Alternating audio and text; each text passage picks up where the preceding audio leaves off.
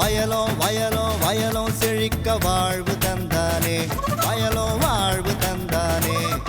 அட பொன்னா விளையோ பூமிக்கு நல்ல விவரம் தந்தானே, உழவனின் உறவா வந்தானே.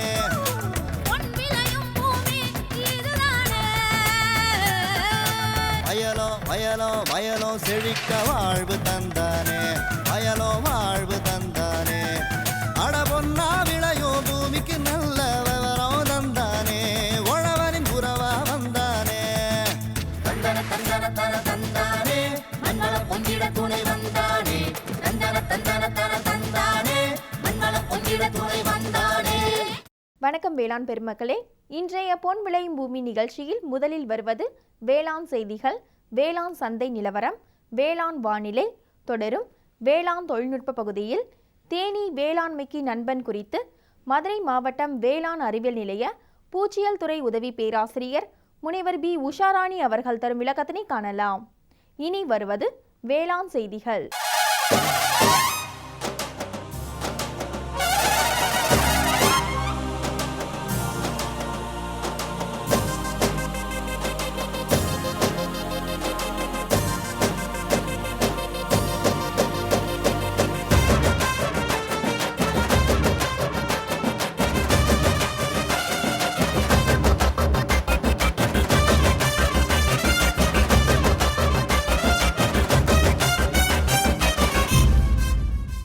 வணக்கம். வேளாண் செய்திகள். முதலில் வருவது மாத்தி யோசிச்சேங்க. தேசிய தோட்டக்கலை இயக்க திட்டத்தின் கீழ் மா அடர் நடவு சாகுபடியில் வெற்றி கண்ட சிவகங்கை மாவட்டம் திருப்பத்தூர் தாலுகா ஒடுவன்பட்டி கிராம வேளாண்மையாளர் ஏ ராஜு அவர்கள் தரும் தகவல்கள். வேளாண் ஆலோசனை நேரத்தில் உபரியான தீவன பயிர்களை சேமிக்கும் தொழில்நுட்பங்கள் குறித்து திருநெல்வேலி மாவட்டம் ராமையன்பட்டி கால்நடை மருத்துவக் கல்லூரி மற்றும் ஆராய்ச்சி நிலைய கால்நடை ஊட்டச்சத்தியல் துறை உதவி பேராசிரியர் டாக்டர் து திருமைஞானம் அவர்கள் தரும் செய்தி. தொடரும் வேளாண் சந்தையில் தமிழ்நாட்டில் உள்ள உழவர் சந்தைகளில் காய்கறிகளின் இன்றைய சராசரி விலை நிலவரம், வேளாண் வானிலையில் வடகிழக்கு மண்டலத்திற்கான வேளாண் அறிவிக்கை, உழவர் மற்றும் மீனவர்களுக்கான வானிலை முன்னறிவிப்பு. விரிவான செய்திகள். மாத்தி யோசிச்சேங்க. தேசிய தோட்டக்கலை இயக்கமானது விவசாயிகளுக்கு பல திட்டங்களை அளித்து வருகிறது. அந்த வகையில் இத்திட்டத்தின் கீழ் மா அடர் நடவு செய்து வெற்றி கண்ட சிவகங்கை மாவட்டம் திருப்பத்தூர் தாலுகா ஒடுவன்பட்டி கிராம வேளாண்மையாளர் ஏ ராஜு. இவர் குன்றக்குடி வேளாண் அறிவியல் நிலையத்தின் வழிகாட்டுதலின் பேரில் மா அடர் நடவு சாகுபடி தொழில்நுட்பங்களை பின்பற்றி வெற்றி கண்ட தனது அனுபவங்களை நம்மிடம் கூற கேட்டபோது,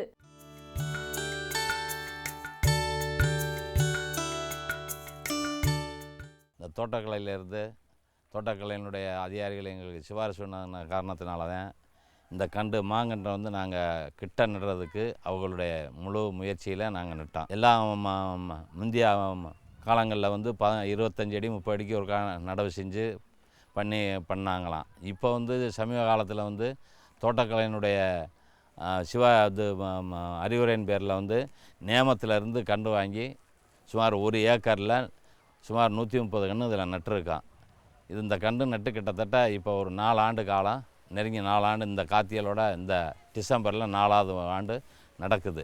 இந்த 4வது ஆண்டு காலம் வரையில் இந்த 3 ஆண்டு காலமாக இதுக்குள்ளே நாங்கள் எல்லா இது விவசாயம் பண்ணி ஊடு பயிர்கள்லாம் போட்டு 2 முறை ஊடு பயிர் போட்டு எடுத்தோம். அது எங்களுக்கு இந்த ஏரியாவில் உள்ள பயிர்கள், அதாவது வந்து கடலை, மொச்சை, தட்டைப்பயிறு இதெல்லாம் நாங்கள் மாற்றி போட்டு செஞ்சுக்கிட்டு இருந்தோம். இந்த ஆண்டு மட்டும் இந்த ஆண்டு இதை வந்து மகசூலுக்கு விடணுங்கிறதுக்காக வேறு விவசாயங்களை ஊடுபயிர் போடாமல் இப்போ நாங்கள் வந்து விட்டுருக்கோம். இந்த ஆண்டு வந்து குத்தகைக்கு விட்டு பணம் இது பண்ணலாம் என்று சொன்னாங்க. அதனால் நாங்கள் வந்து இந்த ஆண்டு இதை வந்து இப்போ வந்து குத்தகைக்கும் விட்டுருக்கோம். தண்ணீர் வந்து மறுபடியும் இது முதல்ல வந்து நாங்கள் மோட்டரில் எடுத்தேன், தண்ணி ஊற்றி கன்றை வளர்த்தோம். அப்புறம் தோட்டக்கலைத்தினுடைய அவங்களுடைய பெரும் முயற்சியில் மறுபடியும் போர் போட்டு அவங்க சிபாரிசு பண்ணி இந்த லைன்லாம் வாங்கி கொடுத்துருக்காங்க. இன்னும் சில உரங்கள்லாம் அவங்களுடைய சொல்படி தான் நாங்கள் செஞ்சுக்கிட்டு இருக்கோம். 3வது வந்து இந்த கபாத்து பண்ணுறதுக்கு அவங்களுடைய அணுகுமுறை எப்படி சொல்கிறாங்களோ அதை வச்சு கபாத்து பண்ணி மறுபடியும் அதுக்கு மருந்து வச்சுருக்கோம்.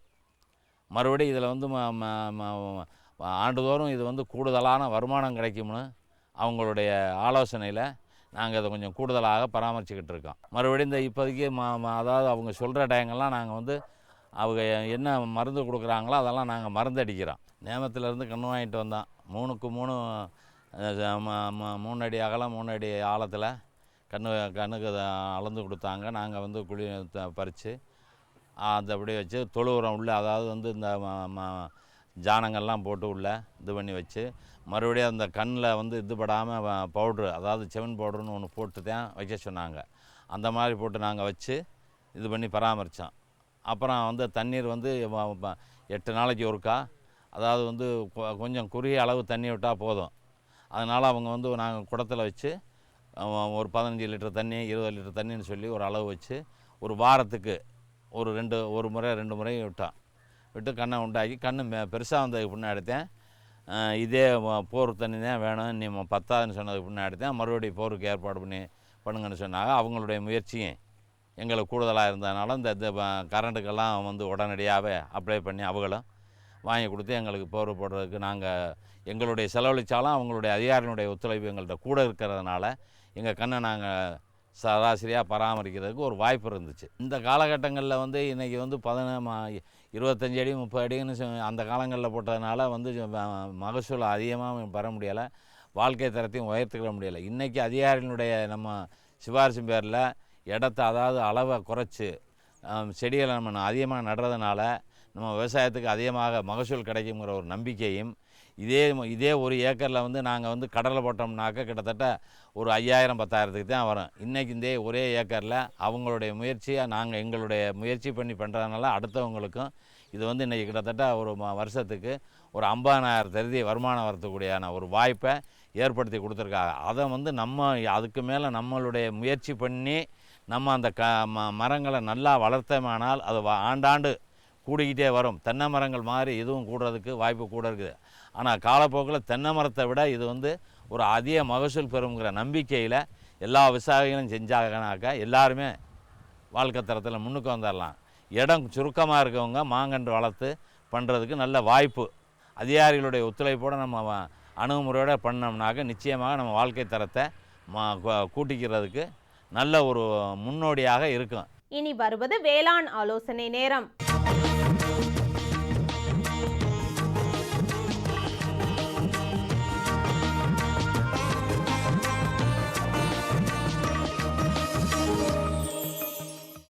பசுந்தீவனங்கள் மூலம் கால்நடை பால் உற்பத்தி அதிகரிக்கின்றது.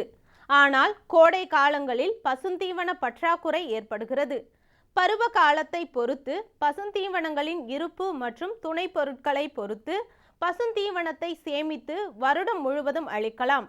அந்த வகையில் பசுந்தீவன சேமிப்பு முறைகள் குறித்து திருநெல்வேலி மாவட்டம் ராமையன்பட்டி கால்நடை மருத்துவ கல்லூரி மற்றும் ஆராய்ச்சி நிலையம் கால்நடை ஊட்டச்சத்தியல் துறை உதவி பேராசிரியர் டாக்டர் டி திருமைஞானம் அவர்கள் தரும் விளக்கம். வணக்கம் வேளாண்மை பெருமக்களே, நாம் இப்போது பசுந்தீவனத்தை உலர்த்தி எவ்வாறு சேமித்து வைக்கலாம் என்பதை பற்றி காண்போம். இது வழக்கமாக நம்ம தமிழக விவசாயிகள் பின்பற்றக்கூடிய முறையாகும்.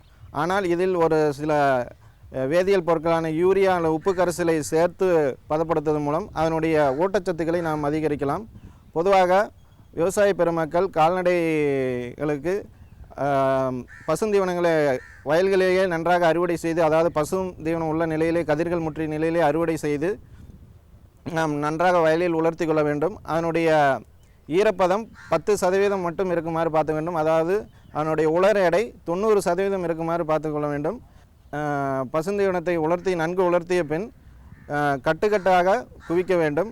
பின்பு இந்த கட்டுக்கட்டுகளை நல்ல உயரமான ஒரு இடத்தில் அடுக்கடுக்காக அடுக்கி கொண்டு வர வேண்டும். ஒவ்வொரு அடுக்கு இடைவெளியிலும் நாம் இந்த யூரியா உப்பு கரைசலை தெளிக்க வேண்டும். அதாவது 100 கிலோ உலர்த்தீவனத்திற்கு 4 கிலோ யூரியா உப்பு கரைசலை நாம் தெளிக்க வேண்டும்.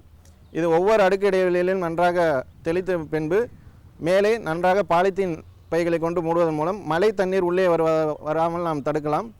இந்த யூரியா உப்பு கரைசலை நாம் தெளிப்பதின் அவசியம் என்று பார்த்தோம்னால், பொதுவாக இந்த ஆடு மாடு போன்ற அசைவுண் விலங்குகளில் 4 வயிறுகள் காணப்படும். அதாவது ரோமன், ரெட்டிகுலம், உமேசம், அபமேசம் என்று சொல்லக்கூடிய 4 வயிறுகளில் முதல் வயிறான ரோமன் என்ற சொல்லக்கூடிய பெரிய இறப்பையில் பல மில்லியன் கணக்கான நுண்ணுயிர்கள் உள்ளன. இந்த நுண்ணுயிர்களானது இந்த யூரியா சத்தை எடுத்துக்கொண்டு அது அமோனியாக மாற்றி அதனை தன்னுடைய சொந்த புரோட்டீனாக, அதாவது மைக்ரோபியல் புரோட்டீனாக மாற்றும் சக்தி வாய்ந்தது. ஆனால் மற்ற அனிமல்களில் இதில் சாத்தியமில்லை. எனவே தரம் குறைந்த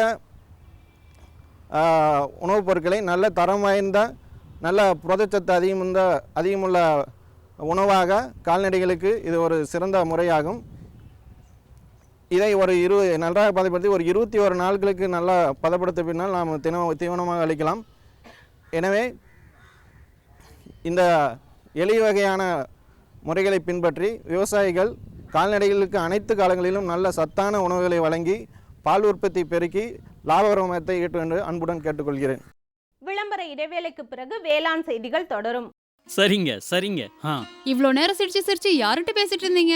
விவசாயிகள் கால் சென்டர் நிபுணர்கிட்ட பயிர்கள் பத்தின யோசனை கேட்டுட்டு இருந்தேன். காலையில சரி, மதியானம் கூடவா? விவசாயிகள் கால் சென்டர் காலையில 6 மணில இருந்து ராத்திரி 10 மணி வரை திறந்திருக்கும். ஞாயிற்றுக்கிழமை கூடவா? ஆமா, வருஷத்துல 365 நாளும் திறந்திருக்கும். விவசாயம் சம்பந்தப்பட்ட பிரச்சனைகளுக்கு தங்கள் மொழியில் உடனே தீர்வு பெற இந்தியாவில் எங்கிருந்தும் எந்த போன் மூலமும் தேசிய ஹெல்ப்லைன் நம்பர் 1800-180-1551 தொடர்பு கொள்ளவும். இனி வருவது வேளாண் சந்தை.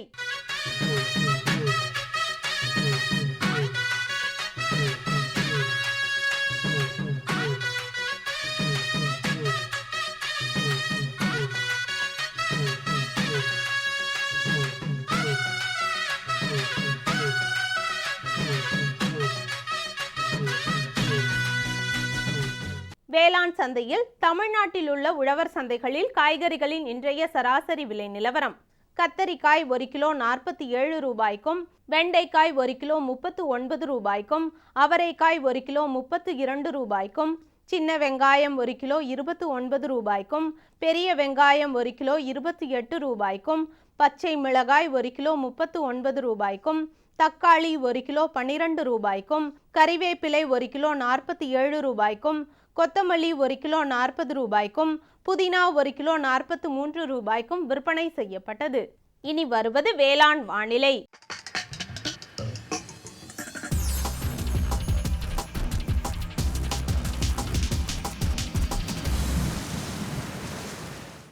வேளாண் மண்டலங்களுக்கான வானிலை அறிவிப்பு.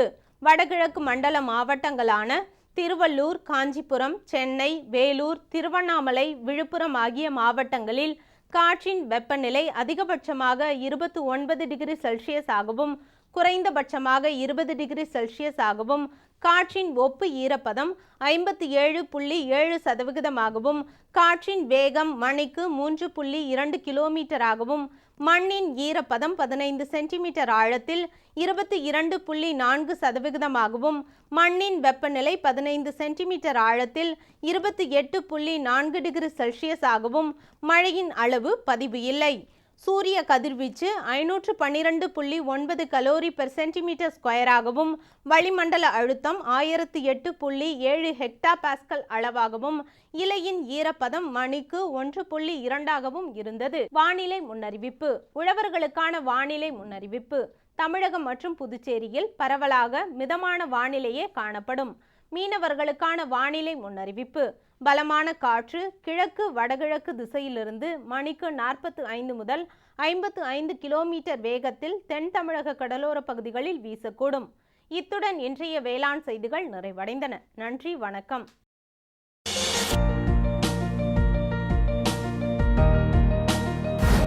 வேம்பு கலந்த யூரியா. சிறந்த உற்பத்திக்காக வேம்பு கலந்த யூரியா நம் நாட்டிலேயே 70 லட்சம் டன்னாக அதிகரிக்க 6 ஆலைகள் சீரமைக்கப்படுகின்றன. FCIL-இன் கோரக்பூர், சித்ரி, தல்சர் மற்றும் ராமகுண்டம் ஆலைகள், HFCL-இன் பரௌனி மற்றும் BVFCL-இன் நாமருல் போர்ட் ஆகியன. பழம் நழுவி பாலில் விழுந்தது போல இப்பொழுது நம் நாட்டிலேயே வேம்பு கலந்த யூரியா உற்பத்தி செய்யப்படும். இதனால் விவசாயிகளுக்கு நன்மையே விளையும். 10% வரை தானிய உற்பத்தி அதிகரிக்கும். மண்ணில் 10 to 15% நைட்ரஜன் திறன் அதிகரிக்கும். சிறந்த உற்பத்திக்கு வேம்பு கலந்த யூரியா.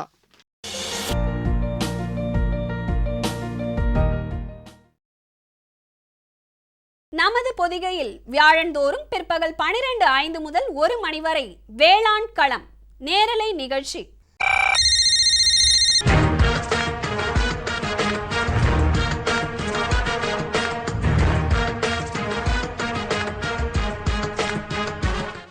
வேளாண்மையாளர்களுக்கான தொழில்நுட்ப தகவல்கள், புதிய வேளாண் முறைகள், மத்திய மாநில அரசுகளின் திட்டங்கள், வங்கிகளின் வேளாண் கடனுதவிகள், கால்நடை வளர்ப்போருக்கான புதிய தொழில்நுட்பங்கள், மீன்வள மேம்பாடு மற்றும் மீன் வகைகள், பருவநிலைக்கேற்ற வேளாண் ஆலோசனைகள், வேளாண், கால்நடை, மீன் வகை ஆகியவற்றை சந்தைப்படுத்த ஏற்ற தகவல்கள், இன்னும் எண்ணற்ற வேளாண் தேவைகளை வேளாண்மையாளர்கள் தொலைபேசி மற்றும் அலைபேசி வழியே அந்தந்த துறை வல்லுநர்களை நேரடியாக தொடர்பு கொண்டு விளக்கம் பெற்றிட பொதிகையின் இன்னொரு களம் வேளாண் களம்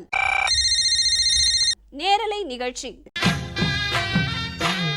வியாழந்தோறும் பிற்பகல் 12:05 முதல் 1 மணி வரை பங்கு கொள்ளுங்கள், பயன் பெறுங்கள். வேளாண் களம் நேரலை நிகழ்ச்சி.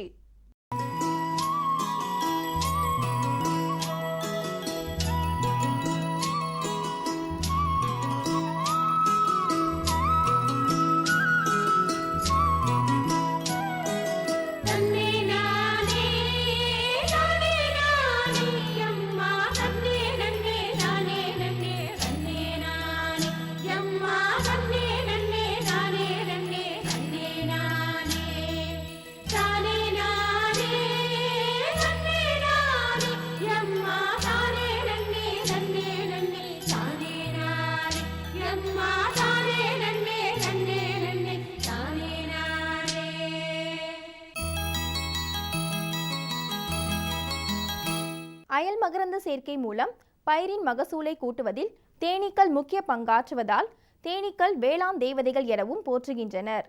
தேனீக்களின் தனித்தன்மை வாய்ந்த உடல் அமைப்பும் சில சுபாவங்களும் பயிரில் அதிக அளவு அயல் மகரந்த சேர்க்கை நடைபெற பெரிதும் உதவுகின்றது.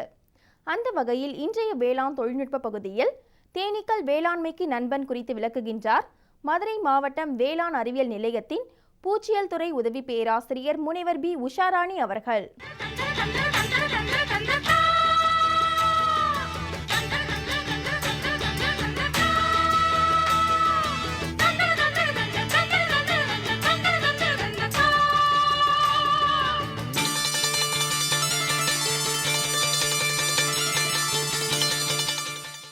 அனைவருக்கும் வணக்கம். நம்ம இப்பொழுது தேனீ வளர்ப்பை பற்றி ஒரு சிறு முன்னோட்டத்தை பற்றி நான் வந்து உங்கள்கிட்ட பற்றி இதை பற்றி பேச போகிறேன். இப்போ தேனீ வளர்ப்பு அப்படின்னு சொல்கிறப்ப நம்ம எல்லா பேருமே எதை வந்து நம்ம அதிக அளவில் நம்ம உபயோகப்படுத்துகிறோன்னா இந்திய தேனீ வளர்ப்பு பற்றி தான் நம்ம வந்து அதிக அளவில் நம்ம வந்து பேசுகிறோம். முக்கியமாக பார்த்திங்கன்னா இப்போ வந்து தேனீக்களுடைய இனங்கள் வந்து நிறைய இனங்கள் இருக்குது. இதில் வந்து 5 இனங்கள் வந்து காணப்படுது.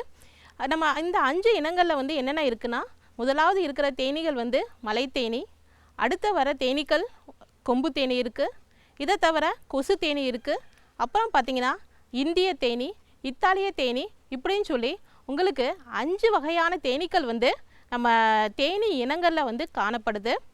இப்போ வந்து குறிப்பாக வந்து நம்ம ஏன் வந்து இந்திய தேனியை மட்டும் நம்ம வந்து வளர்க்குறோம் அப்படின்னு சொல்லி அதற்கு வந்து பல காரணங்கள் வந்து நம்ம வந்து இருக்குது. ஏன்னா வந்து முதலாக வந்து நம்ம வந்து தேனீ வளர்ப்பு அப்படின்றத ஆரம்பித்தவங்க யாருன்னா நியூட்டன்ற ஒரு அறிஞர் தான் அந்த தேனீ வளர்ப்பை பற்றி ஆரம்பித்தார். எப்படி ஆரம்பித்தாருன்னா, இந்த இந்திய தேனீக்கள்லாம் வந்து சாதாரணமாக வந்து எங்கே இருக்குன்னா வெளியே திறந்த இடத்துலையோ எங்கேயாவது இப்போ நீங்கள் இப்போ மலை தேனீக்கள்லாம் பார்த்தீங்கன்னா நம்ம கட்டிடத்தோட உயரத்துலையோ அல்லனா வந்து மரக்கிளையிலையோ கட்டிகிட்ருக்கோம். ஆனால் இந்த இந்திய தேனீக்கள் வந்து நம்ம வந்து எங்கே போய் பார்க்கலான்னா, நீங்கள் சாதாரணமாக வந்து வெளிப்புறமாக வந்து எங்கேயுமே பார்க்க முடியாது. முக்கியமாக வந்து இது மரத்தோட பொந்துகளில் தான் அதிகமாக இருக்கும். இந்த மரத்தோட பொந்துகளில் இது வந்து இருட்டான சூழ்நிலையில் இருக்கிறதுக்கு தான் இது வந்து விருப்பப்படும். அதனால் நம்ம வந்து இதை உபயோகித்து தான் என்ன செஞ்சாங்கன்னா, நியூட்டன் என்பவர் இந்த இருட்டான இருக்கிற அந்த சூழ்நிலையில் அதையும் நம்மளால் வளர்க்க முடியுமா அப்படின்னு நம்ம வந்து சிந்திச்சு தான் இந்த தேனீ பெட்டிகளை வந்து உருவாக்குனார். ஏன்னா வந்து இவைகள் வந்து பல அறைகளை வந்து இந்திய தேனீக்கள் வந்து பல அறைகளை வந்து கட்டும். அதுக்கேற்ற மாதிரி தான் இந்த தேனீ பெட்டிகளை வந்து வடிவமைச்சு முதலாக வந்து அந்த தேனீக்களை நம்மனாலுமே வளர்க்க முடியும் அப்படின்னு செஞ்சவர் இந்த வந்து நியூட்டன்றவர். இதில் வந்து இந்த தேனீ பெட்டிகள் நான் சொன்ன மாதிரி தான் இவைகள் வந்து இருட்டை விரும்பும். இதை தவிர இந்த தேனீக்கள் வந்து அதிக அளவில் வந்து ஒரு இடத்துலேருந்து இன்னொரு இடத்திற்கு வந்து இடம் வந்து பெயர்ந்து போகாது. இதுதான் உங்களுக்கு வந்து தேனீ வளர்ப்போட முக்கியமான உங்களுக்கு கவனிக்க வேண்டிய முக்கியமானது. ஆனால் வந்து மற்ற தேனீக்கள்லாம் எடுத்துக்கோங்கன்னு வச்சுக்கோங்களேன், அவைகள்லாம் என்ன செய்யணும், ஒரு இடத்த விட்டு இன்னொரு இடத்திற்கு வந்து வேகமாக பறந்து போயிடும். அதே போல் அதெல்லாம் வந்து நம்மளால் வந்து ஒரு இருட்டான சூழ்நிலையில் வந்து வளர்க்க முடியாது. மேலும் வந்து அவைகள்லாம் பார்த்திங்கன்னா ஒரே ஒரு அடுக்கை மட்டும்தான் கட்டும். அப்போ அந்த ஒரே ஒரு அடுக்குனால அதுலேருந்து வர தேன்கள் வந்து நம்மளுக்கு வந்து உபயோகப்படாது. அதை உபயோகப்படுத்தி தான் நம்ம வந்து இந்திய தேனீக்களை வந்து நம்மளாலையும் வளர்க்க முடியும் அப்படின்னு சொல்லி நம்ம வந்து அதை ஆராய்ச்சி பண்ணி இதை வந்து இப்போ ஒரு பெட்டிகளை வந்து வளர்க்க ஆரம்பித்தோம். இந்த இப்போ வந்து உங்களுக்கு வந்து இந்த தேனி பெட்டிகளை பற்றி உங்களுக்கு வந்து ஒரு சுருக்கமாக வந்து சொல்கிறேன். முதலே நான் சொன்ன மாதிரி தான் இவை வந்து இருட்டான நேரத்தில் இருக்கும். அதே போல் இவைகள் வந்து ஒரு இடத்த விட்டு ஒரு இடத்துக்கு வந்து நகர்ந்து போகாது அவ்வளவா. இதை பயன்படுத்தி தான் இதில் வந்து 3 அறைகளாக வந்து நம்ம வந்து தேனி பெட்டிகள் வந்து இருக்கும். இப்போ உங்களுக்கு நான் செயற்கையாக நம்ம வந்து தேனி வளர்க்குறது எப்படின்னு பற்றி நம்ம சொல்ல போகிறேன். நம்ம இந்த செயற்கையாக தேனி வளர்க்குறதுக்கு பார்த்தீங்கன்னா அந்த மரப்பொந்தில் இருக்கிற மாதிரியே நம்ம வந்து அந்த மரப்பலகையில் வந்து வடிவமைச்சோம்னா அதுக்கும் வந்து தகுந்த சூழ்நிலை வந்து நல்லா இருக்கும். இதை உபயோகப்படுத்தி தான் வந்து பார்த்திங்கன்னா தேனி வளர்ப்பு, இதுக்கு வந்து தேனி பெட்டி அப்படின்னு சொல்லி பேர். இந்த தேனி பெட்டியில் வந்து அடிப்பாக இருக்கிறது வந்து அடிப்பலகை. இந்த அடிப்பலகை வந்து நம்மளுக்கு வந்து மிகவும் முக்கியமானது. ஏன்னா வந்து தேனீக்கள் வந்து வர்றப்ப அங்கேருந்து வெளியிலேருந்து மகரந்தத்தையோ சேமிச்சுட்டு வர்றப்ப இவைகளை வந்து கொஞ்ச நேரம் இதில் வந்து உட்கார்ந்துட்டு அப்படியே வந்து அதனுடைய தேனி அறைகளுக்கு வந்து உள்ளே போகிறதுக்கு வசதியாக இருக்கும். அதுக்கு மேலே வர்றது தான் புழு அறைகள். அந்த புழு அறைகளுக்கு மேலே வர்றது தான் உங்களுக்கு வந்து தேனை வந்து சேகரிக்கிற அறைகள். இதுக்கு மேலே பார்த்திங்கன்னா நம்ம வந்து திறந்த வெளியில் நம்ம வந்து தேனை வச்சோம், இந்த தேனியை வந்து நம்ம வந்து வச்சோம்னா என்ன ஆகும்னா மழையோ வெயிலையோ உங்களுக்கு வந்து இந்த தேனி வளர்ப்பு வந்து லாபகரமாக இல்லாமல் போயிடும். இதனால் அதுக்கும் மேலே நம்ம வந்து இருட்டான சூழ்நிலையை வந்து இதுக்கு உருவாக்கணும். இதனால் வந்து என்ன செய்யணும், மேலே வந்து ஒரு பலகையை வச்சு இதை வந்து நம்ம வந்து மூடி வச்சுருக்கோம். இதுதான் வந்து தேனி பெட்டிக்குரிய உபகரணங்கள். இதை விவசாயிகள் நீங்களே வந்து உங்களுக்கு வந்து செஞ்சுக்கலாம். இந்த பெட்டி தான் புழு வளர்ப்பு அறைக்கூடிய பெட்டிகள். இந்த பெட்டியில் பார்த்தீங்கன்னா உள்ளே வந்து இதே மாதிரி வந்து 6 சட்டங்கள் வந்து இருக்கும். இந்த 6 சட்டங்களுமே எப்படி இருக்குன்னா உங்களுக்கு வந்து இப்போ 6 சட்டங்களை வந்து சும்மா வந்து உருவாக்கியிருந்தா ஒன்றோடு ஒன்று வந்து ஒட்டி இப்போ தேன் வைக்கிறப்பையோ அல்லது புழுக்கள் வைக்கிறப்பையோ என்ன ஆகுனா ஒன்றோடு ஒன்று ஒட்டி நம்மளால் எடுக்க முடியாத மாதிரி இருக்கும். இதுக்கு ஏற்ற மாதிரி தான் நம்ம வந்து நல்லா வந்து வடிவமைச்சிருக்காங்க. இதில் வந்து பார்த்திங்கன்னா உங்களுக்கு அதனுடைய விளிம்புகளில் வந்து கொஞ்சம் வந்து இடைவெளி இருக்கும். இந்த விளிம்புகளில் கொஞ்சம் இடைவெளி இருக்கனால நம்மளால் வந்து ஈஸியாக வந்து இப்படி தூக்கி இந்த தேனீக்களையே வந்து நம்மளால் வந்து பார்க்க முடியும். இதை தவிர தேனீக்கள் வந்து ஒன்றோட ஒன்று வந்து உரசாது. இப்படி உரசாமல் இருந்துச்சுன்னா ரொம்ப நல்லது. ஏன்னா வந்து தேனீக்கள் வந்து கொட்டாது. ஏன்னா வந்து அதை வந்து எப்படியாவது துன்புறுத்தினா மட்டும்தான் வந்து கொட்டும். இப்போ நம்ம தேனி வளர்க்குறப்ப இந்த முறைகள்லாம் நம்ம வந்து கடைபிடிச்சோம்னா நம்ம வந்து ஈஸியாக அதே போல் எந்த பயமும் இல்லாமல், அதாவது தேனீக்கள் கொட்டுமோ அப்படின்ற பயங்கள் இல்லாமல் நம்ம வந்து செய்ய முடியும். இதை நீங்களே வந்து உருவாக்கிக்கலாம். இந்த அறை புழு வளர்ப்பு அறை வந்து முடிஞ்ச பிறகு தான் நீங்கள் வந்து என்ன செய்யணும்னா மேலே இருக்க அந்த தேன் அறையை வந்து நம்ம வந்து வைக்கணும். அப்படி வந்து வைக்காமல் விட்டுட்டு நீங்கள் வந்து இப்போ தேன் வளர்ப்பு அறையும் வச்சுட்டிங்கன்னா என்ன ஆகும்னா அந்த புழு வளர்ப்பு அறையிலேருந்து மேலே வந்து அந்த தேனீக்கள் ஃபுல்லாக வந்து போய் வந்து சேகரிக்க ஆரம்பிச்சிடும். அப்போ வந்து தேனுடைய உற்பத்தி வந்து உங்களுக்கு வந்து குறைவாக இருக்கும். முதல்ல வந்து நம்மளுக்கு வந்து என்ன நம்ம விவசாயிகள் வந்து என்ன நினைக்கணும்னா நம்ம வந்து இந்த புழுக்களை வந்து நல்லா வந்து ஆரோக்கியமாக நம்ம வந்து அதிக எண்ணிக்கையில் வந்து உருவாக்கிட்டு அப்புறம் வந்து நம்ம வந்து தேன் வளர்ப்பு அறைக்கு இந்த புழு வளர்ப்பு சட்டத்திலேருந்து கொஞ்சம் பாதி வந்து நம்ம வந்து வெட்டி எடுத்துட்டு அதை அப்படியே நம்ம வந்து மேலே கொண்டு போய் நம்ம வந்து தேனை சேகரிக்கிறதுக்கு நம்ம பண்ணலாம். அதை தவிர நம்ம வந்து கடைசியில் வந்து நம்ம தேன் எடுக்கிறோம் அப்படின்ற நம்ம வர்றப்ப நம்ம வந்து தேனீக்களுக்கு வந்து தேன்கள் வந்து என்ன செய்யணும் உணவாகவும் பயன்படும். அதனால் நம்ம வந்து என்ன செய்யணும்னா எல்லா தேனையும் நம்ம வந்து எடுத்துடணும் அப்படின்னு வந்து நினைக்காம ஒரு சட்டங்களை வந்து அதுகளுக்கு வந்து நம்ம வந்து விட்டுறணும். அப்படி இருக்கிற இதில் விட்டாதான் ரொம்ப வந்து தேனீக்கள் வந்து என்ன செய்யணும் அதுகளுக்கு தேவையான உணவையும் எடுத்துட்டு மிச்ச சட்டங்கள் வந்து நம்ம வந்து தேனீக்களை வந்து நம்ம வந்து எடுத்து வைக்கலாம். அதை வந்து பின்னாடி வந்து புழு வளர்ப்பு அறைக்கு உணவாகவும் நம்ம வந்து பயன்படுத்திக்கலாம். இந்த தேனி வளர்ப்பு செய்யணும்னு நீங்கள் நினைச்சிங்கன்னா இதுக்கு வந்து முதலீடு வந்து ரொம்ப வந்து நீங்கள் கையிலேருந்து காசு போட்டு நிறைய செய்யணும், 50,000 1 லட்சமோ போடணுன்ற அவசியம் கிடையாது. ஒரு பெட்டியோட விலையே பார்த்தீங்கன்னா வந்து 2000 ரூபாய். இதை வந்து நீங்களே இப்போ வந்து வீட்டில் வந்து மரம் இருக்கிறவங்க அப்போலாம் இருந்துச்சுன்னா அதையும் கூட நீங்கள் வந்து அறுத்து அதையே கூட நீங்கள் வந்து மரத்துலையும் நீங்கள் வந்து செஞ்சுக்கலாம். இதனுடைய விலைகள் வந்து மரத்தோட வந்து தேனீக்களுடைய விலைகள் வந்து 1800 ரூபாயிலேருந்து உங்களுக்கு கிடைக்கும், 2000 ரூபாய் வரைக்கும் கிடைக்கும். உங்களுக்கு இந்த பெட்டிகள் வேணும்னா ஒவ்வொரு மாவட்டத்திலையும் செயல்படுற அந்த காதி போர்டு அந்த கதர் வாரியத்தை நீங்கள் தொடர்பு கொண்டீங்கன்னா உங்களுக்கு அதை அரேஞ்ச் பண்ணி தருவாங்க. உங்களுக்கு எங்கெங்கே கிடைக்குதோ அதையும் செய்யலாம். இதை தவிர உங்களுக்கு இதை மட்டும்தான் நீங்கள் இந்திய தேனியை மட்டும் வளர்க்கணுன்ற இதுவும் கிடையாது. இப்போ நிறைய விவசாயிகள் பார்த்தீங்கன்னா என்ன செய்கிறாங்கன்னா, தம்முடைய தோட்டங்களில் நிறைய மகசூல் வரலை, விளைச்சல் அதிகமாக இல்லை அப்படின்னு சொல்லி நிறைய பேர் கவலையில் இருக்காங்க. அவங்களுக்காக வந்தது தான் இன்னொரு தேனி வளர்ப்பு. அந்த தேனி வளர்ப்பு என்னன்னா, நம்ம எதை உபயோகித்து வளர்க்கலாம்னா கொம்பு தேனிகளை வச்சு நம்ம அதையும் நம்ம வளர்க்கலாம். இந்த கொம்பு தேனிகள் பார்த்தீங்கன்னா நிறைய முக்கியமாக இது எதுக்கு பயன்படுதுன்னா, அது நம்ம அயல் மகர்ந்த சேர்க்கைக்கு தான் அதிக அளவில் இந்த கொம்பு தேனிகள் பயன்படுது. இந்த கொம்பு தேனிகள் நம்ம எங்கே இருக்குன்னு பார்த்தீங்கன்னா, சும்மா சாதாரணமாக எங்கேயாவது புதர் மண்டி கிடக்குங்களே, அங்கேயெல்லாம் நீங்கள் பார்க்கலாம். அந்த புதர் மண்டி கிடக்கிற இடத்துல அது ஒரே ஒரு என்னன்னா ஒரே ஒரு அறையை மட்டும் அதுக்கு இருக்கும். அந்த அறையில் அங்கங்கே வேஸ்ட்டாக தொங்கிட்டே இருக்கும். அதெல்லாம் நீங்கள் விவசாயிகள் எங்கெங்கே இருக்குன்னு சொல்லி நீங்கள் போய் பார்த்துட்டு அதை நீங்கள் கட் பண்ணி எடுத்துகிட்டு அப்படியே அந்த கைத்தோட நீங்கள் என்ன செய்யலாம்னா கட் பண்ணிட்டு அதையும் நீங்கள் தோட்டத்தில் உங்கள் தோட்டம் எங்கே முக்கியமாக பார்த்தீங்கன்னா கொத்தமல்லி சாகுபடி செய்கிறவங்க, அப்புறம் மா விவசாயிகள், அதே போல் தென்னை விவசாயிகள், இவங்கெல்லாம் அதையும் ஒரு சின்ன பெட்டிக்குள்ள நம்ம வச்சு உங்கள் தோட்டத்தில் முடிஞ்ச அளவுக்கு எவ்வளோ அளவுக்கு நீங்கள் வைக்கிறீங்களோ அந்த அளவுக்கு உங்கள் தோட்டத்தில் மகசூல் ரொம்ப அதிகமாக இருக்கும். ஏன்னா இந்த கொம்பு தேனீகள்னு சொல்கிறது முக்கியமாக எதுக்கு பயன்படுதுன்னா அயல் மகர்ந்த சேர்க்கைக்கு ரொம்ப அதிக அளவில் பயன்படுது. இதை நாங்கள் ஆராய்ச்சி பூர்வமாகவும் செஞ்சு பார்த்தோம். ஏன்னா அந்த கொத்தமல்லியில் அந்த விதை உற்பத்திக்கு பயன்படுது. இப்போல்லாம் பார்த்தீங்கன்னா நம்ம வெங்காயத்தில் இப்போ விதை உற்பத்தி நம்ம அதிகப்படுத்தணும்னு சொல்லி நிறைய திட்டங்கள் வந்துட்டுருக்கு. இந்த வெங்காயத்தில் வர இந்த விதை உற்பத்திக்கும் இந்த கொம்பு தேனிகள் சொல்லலாம், இதுவும் ரொம்ப அதிக அளவில் பயன்படுது. இதனையும் நீங்கள் உபயோகிச்சிங்கன்னா, அதாவது நம்ம தேன் மட்டும் அப்படின்ற இது இல்லாமல் அயல் மகர்ந்த சேர்க்கைக்கு ரொம்ப அதிக அளவில் நம்ம பயன்படுத்தலாம்.